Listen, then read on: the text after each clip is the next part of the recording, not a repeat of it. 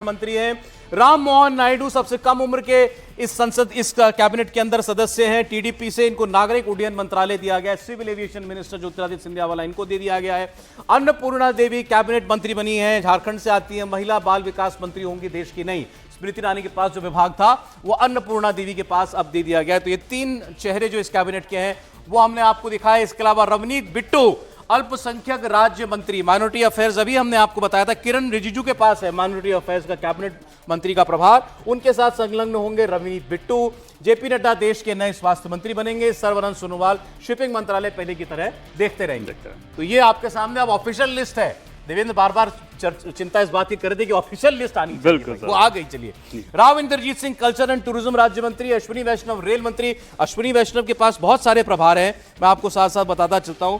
I&B और IT, जी हाँ, rail मंत्री। इसके अलावा information broadcasting, minister of electronics and IT.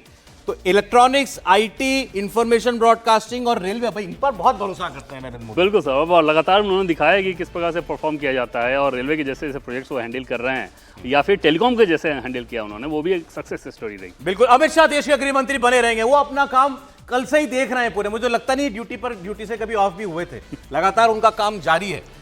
देश और डॉक्टर एस जयशंकर विदेश मंत्री, ये भी अपना कामकाज आज दिन भर में जो विदेशी मेहमान आए थे उनके साथ बैठकें चल रही हैं उनकी।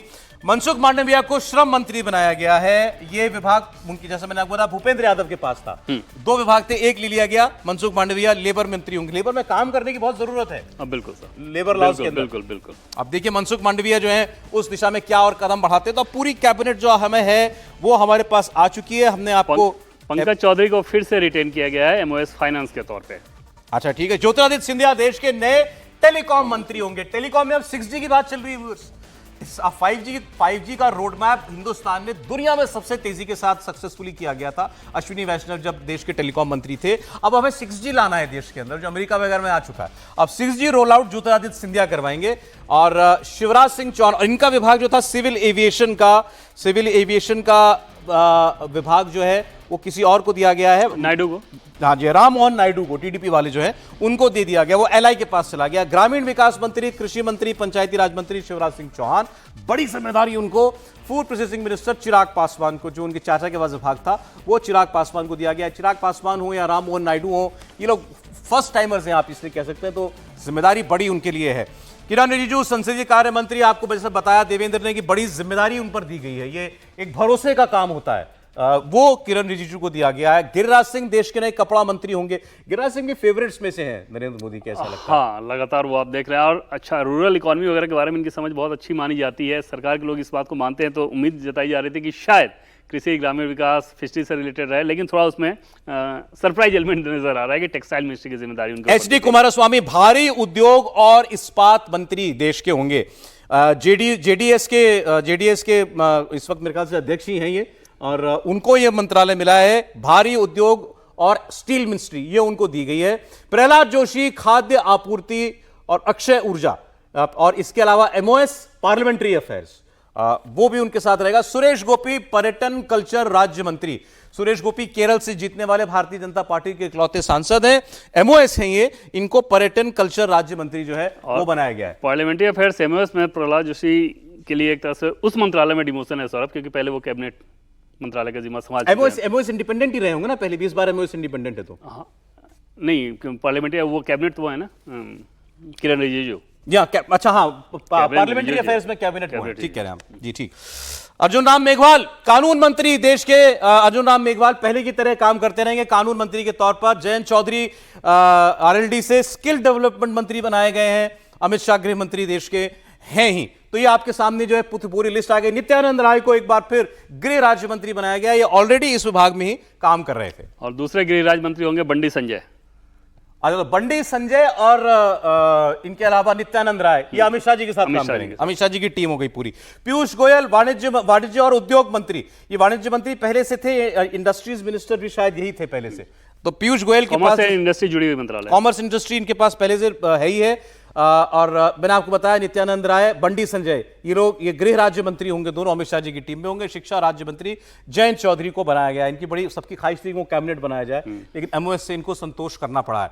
राजनाथ सिंह देश के रक्षा मंत्री हैं। डॉक्टर एस जयशंकर विदेश मंत्री हैं, नितिन गडकरी सड़क परिवहन मंत्री हैं, अजय टम्टा और हर्ष मल्होत्रा इनके दोनों एमओएस है। और कोई इंपॉर्टेंट चीज आपको दिख रही हो जो इसके अंदर जो बताने लायक है?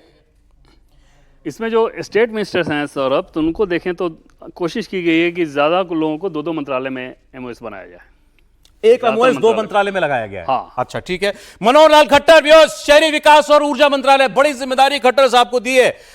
उनके नरेंद्र मोदी प्रधानमंत्री ने अर्बन डेवलपमेंट और साथ साथ पावर मिनिस्टर दोनों में बड़ी तेज गति के साथ काम करना पड़ेगा इनको।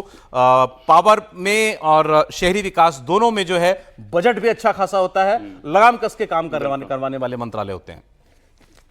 तोखन साहू इनके एमओएस बनाए गए हैं शहरी विकास मंत्रालय में, श्रीपद नायक बनाए गए इनके एमओएस ऊर्जा मंत्रालय के अंदर। तो मनोहर लाल खट्टर और जेपी नड्डा, आपने बताया था कुछ नए बड़े एंट्रेंट्स हैं, मनोहर लाल खट्टर, शिवराज सिंह चौहान और उनके अलावा जेपी नड्डा। पोर्टफोलियो के हिसाब से देखें सौरभ, तो जेपी नड्डा से ज्यादा बड़ी जिम्मेदारी इनको ऊपर दी गई है। उनके ऊपर सिर्फ स्वास्थ्य उनको दिया गया है, लेकिन ये शहरी विकास मंत्रालय और ऊर्जा दोनों अपने आप में बहुत बड़े मंत्रालय हैं और दोनों जिम्मेदारी इनके ऊपर दी गई है। जी बिल्कुल। तो मतलब आप देखिए, चाहे शिवराज सिंह चौहान हो, हम लोग उनकी बात कर रहे थे, मनोहर लाल खट्टर हो, दोनों को बड़ी जिम्मेदारियां दी गई हैं। अश्विनी वैष्णव के ऊपर भरोसा उसी तरीके से बरकरार है।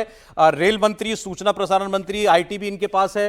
धर्मेंद्र प्रधान को शिक्षा मंत्री के तौर पर कंटिन्यू किया है इस सरकार में नरेंद्र मोदी ने।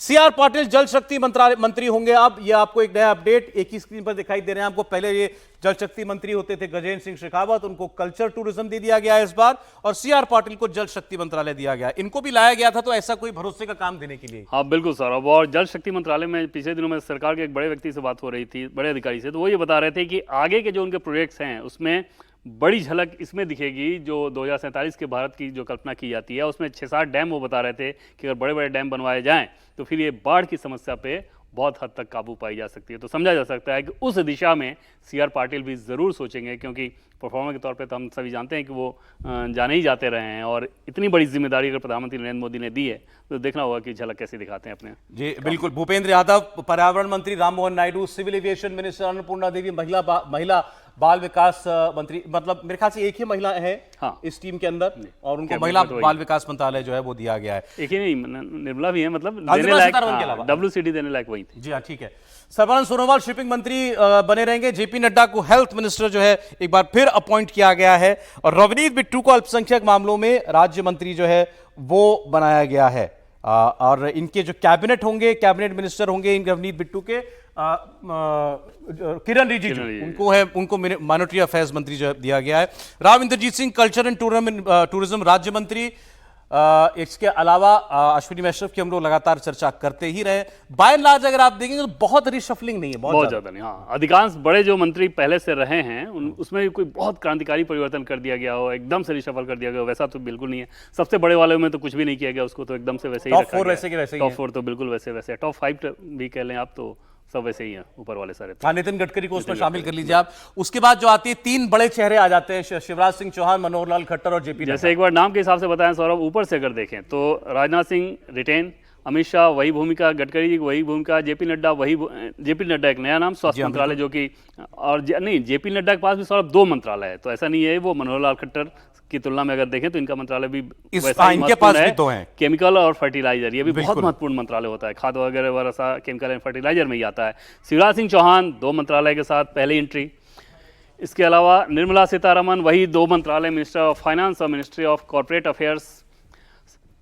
Jaishankar minister of external affairs वही रिटेन। मनोहर लाल खट्टर 2 मंत्रालय के साथ नई एंट्री। एचडी कुमारस्वामी 2 मंत्रालय। यहां मैं बात करना चाह रहा था आपसे, आपने कहा, अब देखिए बड़ी क्लैरिटी है। शिवराज सिंह चौहान को 2 मंत्रालय, इसके अलावा जेपी नड्डा को 2 मंत्रालय और मनोहर लाल खट्टर को भी 2 मंत्रालय। तीनों अब एक लेवल पर, अब तीनों हैवी वेट हैं और तीनों के बीच में कोई फर्क नहीं किया गया है। बिल्कुल, और एचडी कुमारस्वामी को भी वैसे ही रखा गया है। तो आप देखें तो जो पूर्व मुख्यमंत्री हैं, उन पूर्व मुख्यमंत्रियों के अनुभव के हिसाब से उनके ऊपर बड़ी जिम्मेदारी दी गई है। जाहिर तौर पे प्रधानमंत्री नरेंद्र मोदी की कोशिश रहेगी कि उनके एक्सपीरियंस का ज़्यादा से ज़्यादा फायदा उठाएं, और इस लिहाज से 2 बड़े मंत्रालय दिए गए हैं जहां पर परफॉर्म करने की पूरी गुंजाइश है।